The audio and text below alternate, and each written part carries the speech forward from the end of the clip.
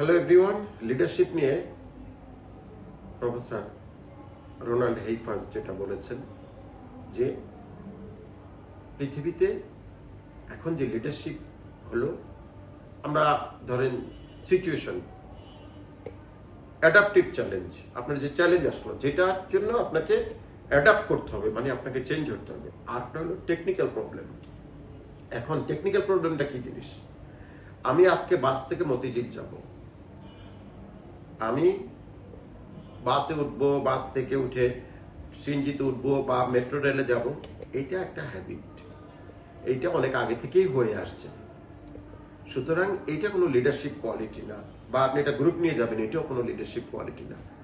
Leadership লাগবে তখনই আপনার আজকে বাস স্ট্রাইক, আপনার মেট্রো রেল স্ট্রাইক, বা আপনি এখন যাবেন কিভাবে, আপনি যে নতুন পথে যাবেন যেটা আপনার আননোন, যেখানে আপনি জান নাই, সেই পথ দিয়ে যদি আপনি সঠিক সময়ে মতিঝিল গিয়ে পৌঁছান, সেটাই হলো আপনার লিডারশিপ চ্যালেঞ্জ।